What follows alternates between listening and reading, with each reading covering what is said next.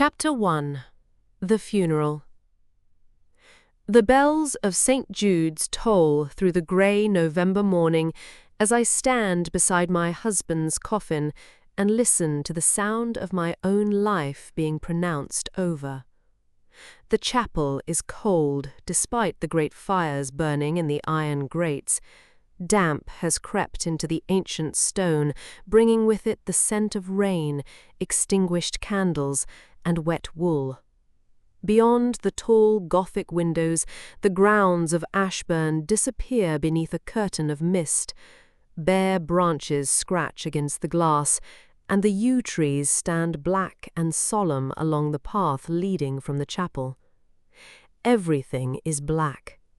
The mourning clothes of the assembled family, the polished ebony of the coffin, the heavy silk of my gown, the crape that covers my shoulders. Even the ribbons fastening my gloves seem to drink in what little light the morning allows. I am told that I look exactly as a duchess ought to look at her husband's funeral. Composed, dignified, unshaken. The Dowager Duchess of Ashbourne. I have spent the last 3 hours becoming her. My face is hidden partly beneath the black veil attached to my bonnet, and I keep my hands folded at my waist so no one can see them tremble. My husband's coffin rests before the altar. Edmund is inside it, or what remains of him. His body was brought home from Cairo 3 weeks ago, sealed beneath layers of linen and wool after the fever took him. The doctors called it an illness of the foreign climate, something contracted during his expedition along the Nile, something that had weakened him rapidly, despite the efforts of the physicians who attended him. For 11 years, Egypt, Nubia, India, and half the distant corners of the world have held more of my husband's attention than Ashbourne ever could. Now the earth will have him. I should be thinking only of that. Instead, I look toward the left side of the chapel and find her, my best friend, my secret love, the woman who occupies my thoughts even during my husband's funeral, Lady Seraphina Vale. Even dressed for mourning, Seraphina manages to look like anyone else in the room. She wears a gown of deep black wool, its high collar fastened at her throat with a small jet brooch. A narrow veil falls from the back of her bonnet, though it does nothing to conceal her face from me. Her hair is darker than I remember it, or perhaps I have simply spent too many years remembering it in summer light, brown with hints of copper where the sun catches it. She is standing beside her mother, but she's not looking at the altar. She is looking at me. For one suspended moment, the years between us seem to disappear. I see the girl she once was. I see the woman she has become, and with a sharpness that almost frightens me, I realize that I have never learned how to look at her without wanting something I have never permitted myself to name. Seraphina lowers her eyes. The priest continues speaking. I force myself to listen.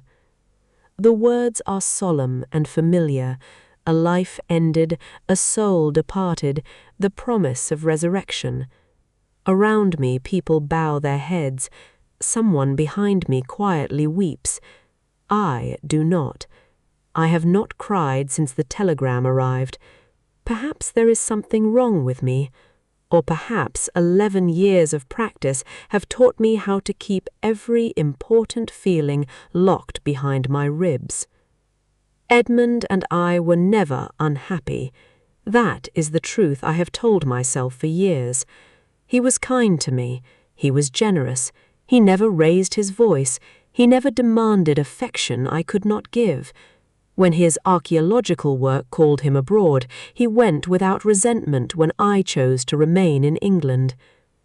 He spent months in Egypt, sometimes longer, He wrote letters from Alexandria, Luxor, Cairo, and places whose names I could barely pronounce. He sent me antiquities catalogues and photographs of ruins half buried beneath sand. He spoke passionately about civilizations thousands years dead. I listened. I always listened, and when he came home, I welcomed him as a dutiful wife should. There was never cruelty between us, only distance. A vast, quiet distance, but neither of us seemed inclined to cross. I respected him, I cared for him, but I never loved him. The admission rises silently inside me as the priest speaks his final words. I never loved him. My throat tightens, not because the confession is new, because it is finally safe to make it. The service ends. People begin to move. Black skirts rustle against the stone floor. Men murmur condolences. Gloves are adjusted. Heads incline toward me with solemn expressions. I arise. Someone takes my arm.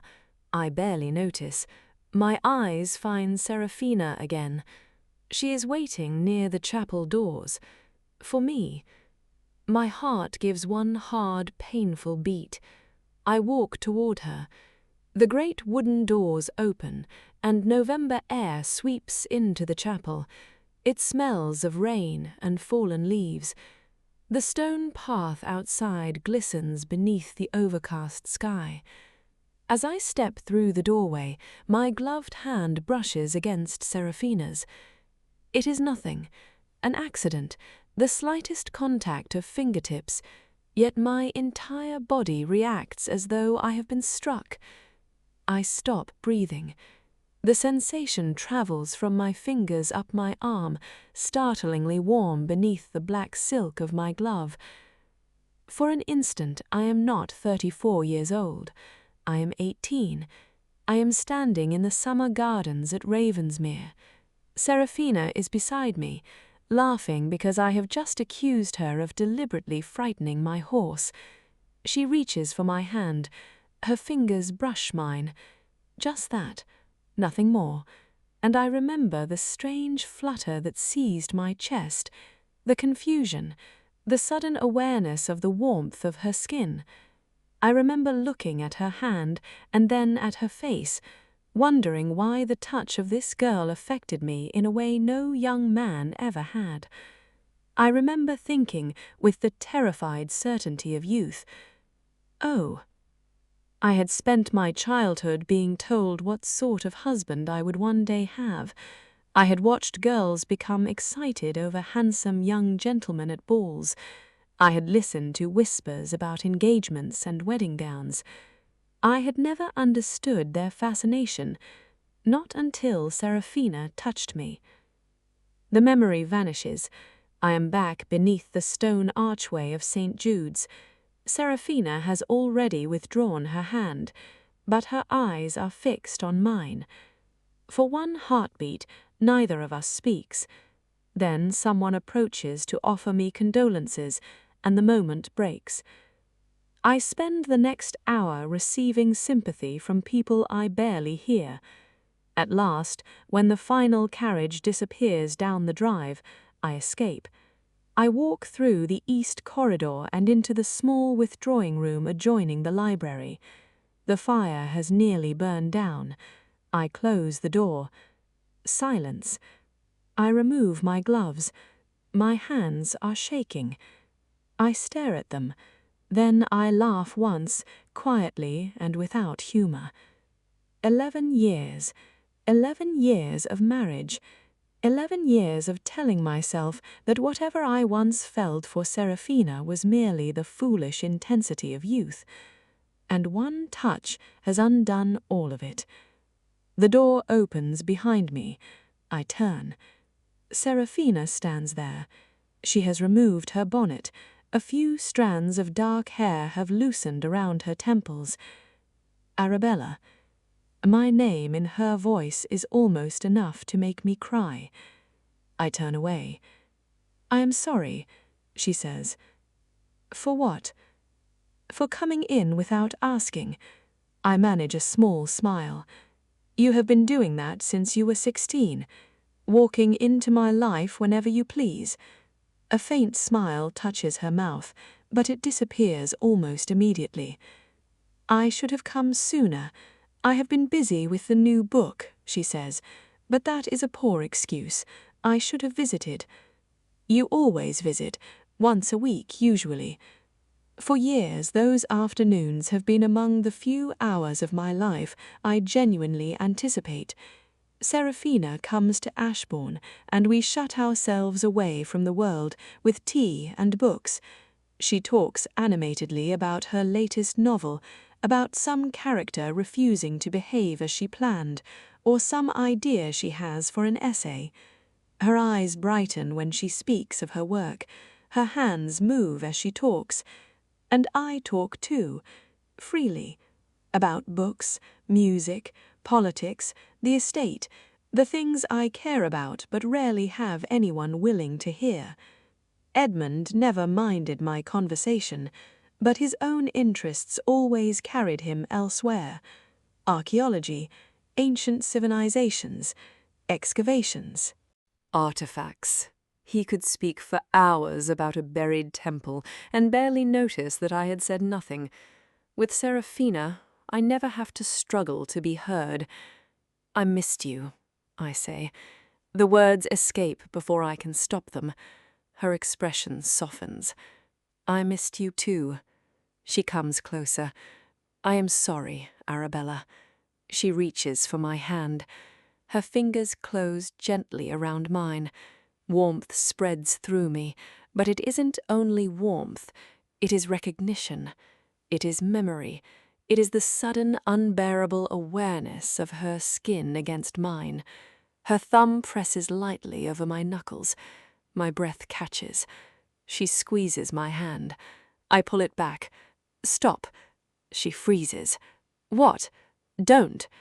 Her eyes search my face. I can feel the heat rising into my cheeks. She sees it. Of course she sees it. Her gaze drops briefly to our hands, then returns to my eyes. Arabella, please. But she doesn't step away. Neither do I. Our hands are still joined. Her voice is barely above a whisper. Have you always felt it? My heart pounds. Felt what? The chemistry between us. I stare at her. Shock leaves me utterly speechless. I thought, my voice falters, I thought I hid it well. You did. I swallow. Then why are you asking? Because I had feelings too. The room seems to tilt. You? A sad little smile touches her lips. Yes, me.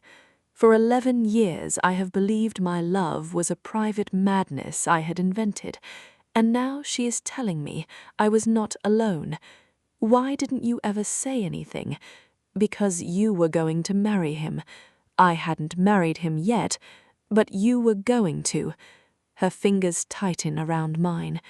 I thought you chose him. I thought you didn't want me. The words come out broken. Seraphina's eyes shine. I wanted you more than I could ever admit. I cannot breathe. Then she says very quietly, Your husband is gone, Arabella. I flinch. She doesn't look away. You are free now. Free. The word is almost frightening.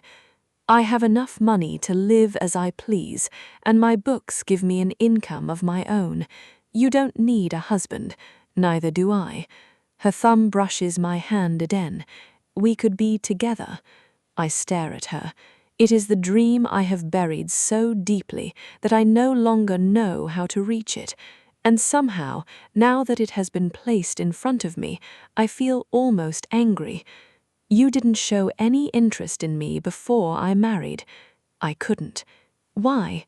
Because if I had told you then, and you had rejected me, her voice breaks, I don't think I could have survived losing you. My eyes fill with tears. You should have trusted me. She gives a trembling smile. So should you.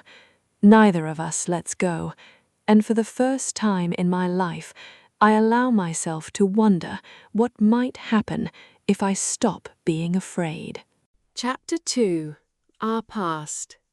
I am 17 the first time I meet Seraphina Vale. It is the summer of 1879, and Ravensmere is glowing beneath a warm afternoon sun. I remember the day with an absurd clarity. I remember the scent of roses climbing the stone walls, the sound of croquet mallets striking wooden balls across the lawn, and a distant laughter of young ladies gathered beneath striped parasols. Most of all, I remember being bored. My mother has brought me to Ravensmere for one of the endless summer house parties that seem to fill the lives of young women of my position. There are dances in the evenings, riding parties in the mornings, card games after luncheon, and an endless parade of eligible gentlemen whose mothers seem determined to make me notice them. I have no interest in any of it. I escape. Beyond the formal gardens, beneath the spreading branches of an enormous oak, I see a girl sitting alone with a book. She is perhaps 15 or 16. She has her back against the trunk, one knee drawn up beneath her pale summer dress, entirely absorbed in whatever she is reading. I stop. Everyone else is on the lawn. She isn't. That alone makes me curious. I approach. "What are you reading?" She looks up. Her eyes are grey-green, clear and startlingly direct. I expect her to be embarrassed at being caught hiding from the guests. Instead, she closes the book over one finger to hold her place. "Mary Wollstonecraft." I blink. That sounds dreadfully serious. It is. She looks at me for another moment. Then she smiles. But it isn't dreadful. I sit beside her. "Why are you reading it?" "Because I want to understand why everyone insists women are naturally suited to lives of obedience." I stare at her. No girl I know speaks like this.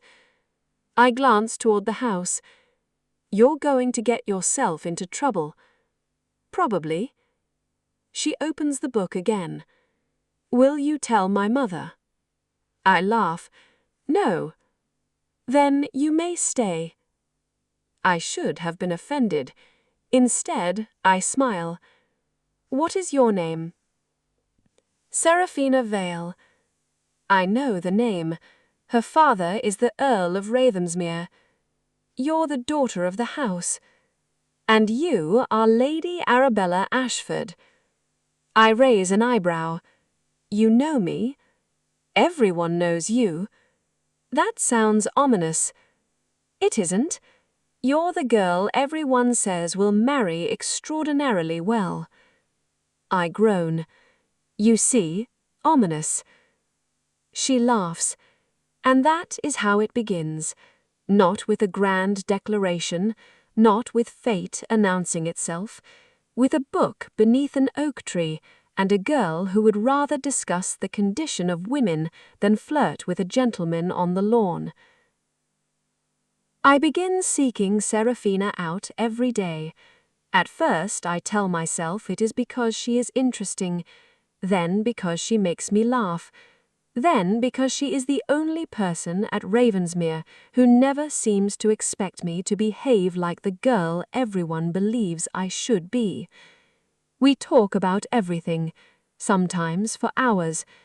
One afternoon we're walking beside the lake when Seraphina says, "Why should a woman require a husband simply to have money?" "Because the law says so." That isn't an answer. I smile. It is the only answer society accepts. Then society is wrong. She says it so matter-of-factly that I laugh. "What would you do instead?" "I'd earn my own money." "Doing what?" "Writing." You? Why not? I look at her. Because you're an earl's daughter.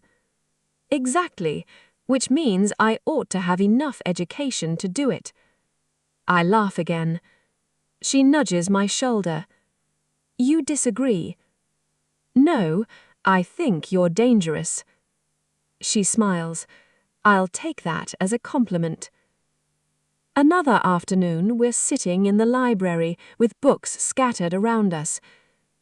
Do you think women should be allowed to travel alone? I ask.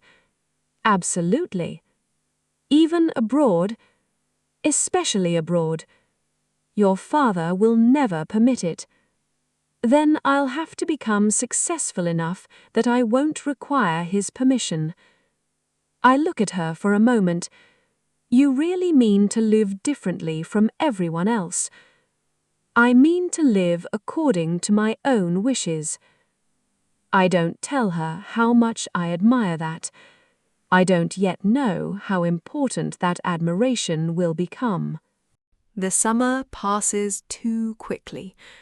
When I return home, Ravensmere feels impossibly far away. Seraphina writes to me. At first, our letters are polite. Then they become longer. Then ridiculous. We begin writing about everything we would never say to anyone else. She tells me about books she has discovered. I tell her about the latest ridiculous dinner party at Ashbourne. She writes that one of the young gentlemen at a ball has mistaken her silence for admiration. I write back that perhaps she should disappoint him more dramatically. She sends me a letter 3 days later, consisting almost entirely of an account of how she did exactly that. I laugh aloud when I read it.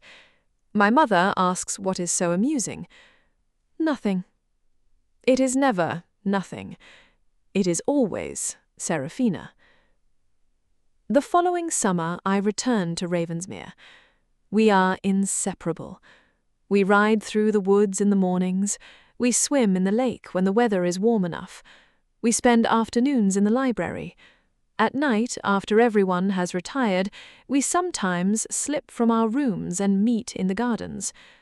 The estate looks different after dark. The gravel paths shine beneath the moon. The fountains whisper. The hedges become walls of shadow. We walk beneath the stars and speak in low voices. Sometimes about politics, sometimes literature, sometimes nothing important at all. Those are my favorite conversations, the ones where neither of us needs to impress the other. I begin to understand what it means to have found a true intellectual companion, someone whose mind moves beside mine rather than behind it, someone who makes me want to think more deeply simply because I want to know what she will think next. And then Seraphina begins writing stories. She brings me the first one folded inside a book. I want your opinion. I read it that afternoon. It is imperfect. It is also wonderful.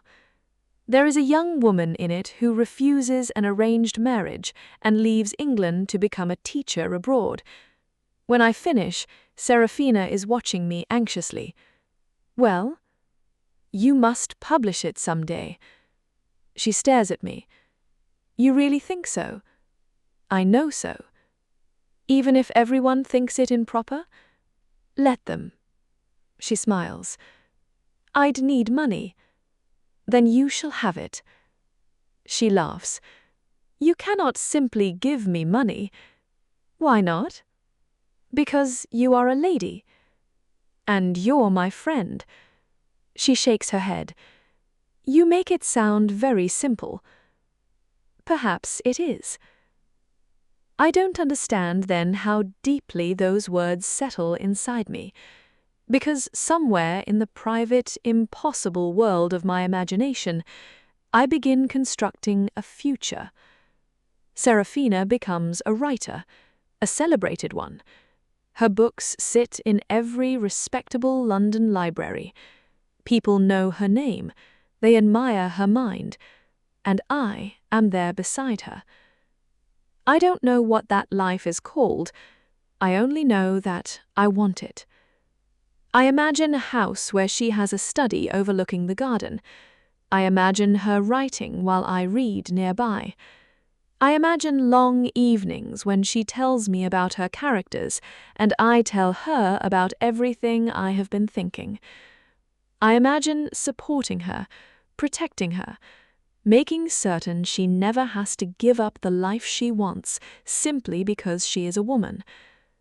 The fantasy is so natural that I never question it, until I begin to realize that there is something else inside me, something I cannot explain.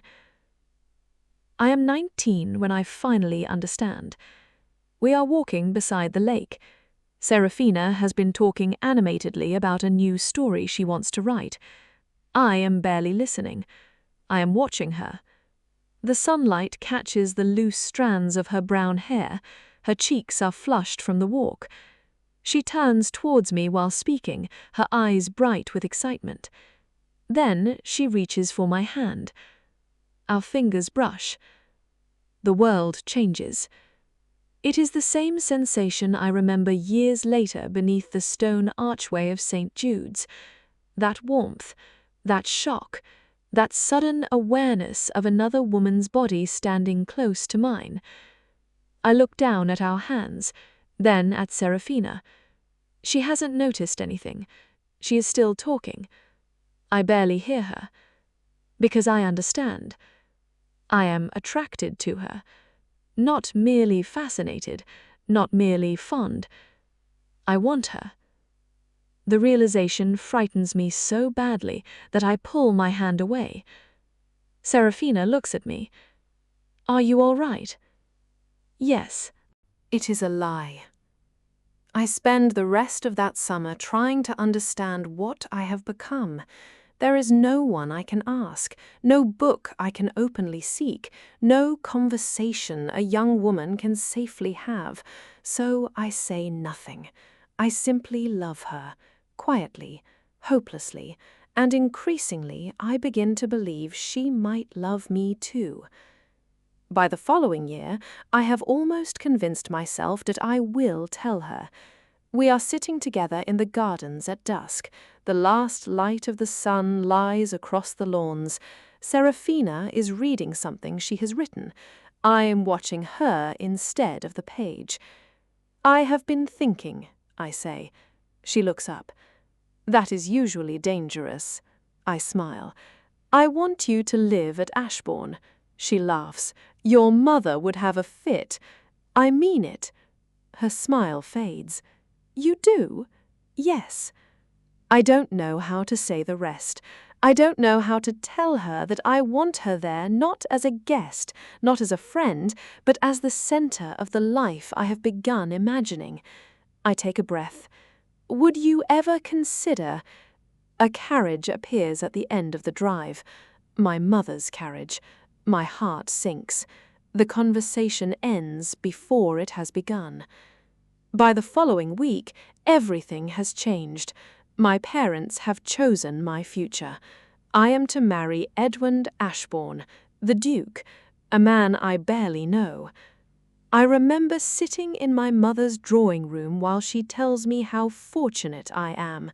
A duchess, a great house, a secure future, a husband who spends much of his time abroad pursuing his archaeological work. He will give you considerable freedom, my mother tells me. Freedom. The word feels bitter, because all I can think about is Seraphina. I go to her before I have the courage to confess. I tell myself I will say everything, that I will ask her to choose me, that perhaps we can find some impossible way to build the life I have dreamed of. Instead, she smiles when she hears about my engagement. Arabella, she says, taking both my hands, I am so happy for you. Happy.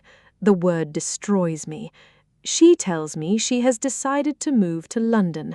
Her writing is beginning to attract attention. She wants to establish herself there. I look at her and realize that I have been a fool. I have mistaken friendship for love.